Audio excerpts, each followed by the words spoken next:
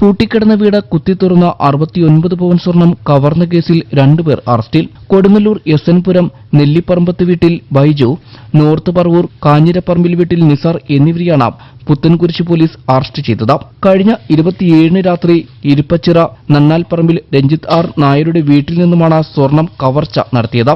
സംഭവ സമയം വീട്ടിൽ ആരും ഉണ്ടായിരുന്നില്ല. തുടർന്ന് ലഭിച്ച പരാതിയിൽ ജില്ലാ പോലീസ് മേധാവി വൈഭവ് സക്സേനയുടെ നേതൃത്വത്തിൽ പ്രത്യേക ടീം രൂപീകരിച്ച് നടത്തിയ അന്വേഷണത്തിൽ കൊടുങ്ങല്ലൂരുള്ള ലോഡ്ജിൽ നിന്നുമാണ് പ്രതികൾ പിടിയിലായത്. പ്രതികളുടെ കൈവശമുണ്ടായിരുന്ന ബാഗിൽ നിന്നും 47 പവനോളം സ്വർണ്ണാഭരണം പോലീസ് കണ്ടെടുത്തു. സ്കൂട്ടറിൽ കറങ്ങി നടന്ന ആൾതാമസമില്ലാത്ത വീടാണെന്ന് ഉറപ്പുവരുത്തിയ ശേഷമാണ് 2 അംഗ സംഘം മോഷണത്തിന് കയറിയത്. മുൻവശത്തെ വാതിൽ പൊളിക്കാൻ ശ്രമിച്ചെങ്കിലും സാധിച്ചില്ല. തുടർന്ന് അവിടെയുണ്ടായിരുന്ന ഗോവണി ഉപയോഗിച്ച 2ാം നിലയിൽ കയറി വാതിൽ തുറന്ന് അലമാരയിൽ സൂക്ഷിച്ച സ്വർണം കവർന്ന് കടന്നുകളയുകയായിരുന്നു.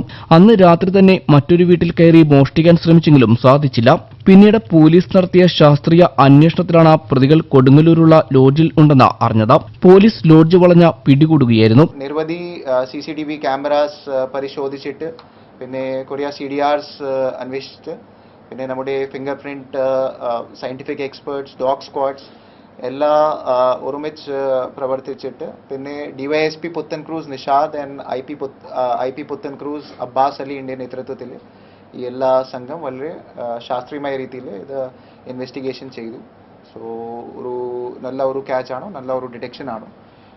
ഈ 2 പ്രതികളിലെ ഇത്ര നിരവധി കേസുകളുണ്ടോ, ഏകദേശം 10 മേലെ കേസസ് ഉണ്ടോ ഓൾറെഡി. ഈ ബൈജു 5 മാസം മുമ്പ് ജസ്റ്റ് ജയിലിൽ നിന്ന് ഇറങ്ങിയിരുന്നു. നിസാർ ഏകദേശം 1 വർഷം മുമ്പ് ജയിലിൽ നിന്ന് ഇറങ്ങിയിരുന്നു. സോ ഒരു ആഴ്ചയിലൊക്കെ തന്നെ ഇത് ഒരു വലിയ ഒരു ക്യാച്ച് ആണോ, വലിയ നല്ല ഒരു ഡിറ്റക്ഷൻ ആണോ എറണാകുളം റൂറൽ പോലീസിന്റെ ഭാഗമായിട്ട്. മോഷണത്തിനായി എത്തിച്ചേർന്ന സ്കൂട്ടറും കൃത്യത്തിനുപയോഗിച്ച ആയുധങ്ങളും കറുത്ത മാസ്ക് ഉൾപ്പെടെയുള്ള മറ്റ് വസ്ത്രങ്ങളും പോലീസ് കണ്ടെടുത്തു. ബൈജുവിനെതിരെ സംസ്ഥാനത്തെ വിവിധ പോലീസ് സ്റ്റേഷനുകളിലായി 16 കേസുകളുണ്ട്. റൂറൽ ജില്ലയിൽ മാത്രം 10 കേസുകൾ നിലവിലുണ്ട്. നിസാറിനെതിരെ 4 കേസുകളുണ്ട്. പ്രതികൾക്കെതിരെ കൂടുതൽ കേസുകൾ ഉണ്ടോ എന്ന് അന്വേഷിച്ചു വരികയാണ്.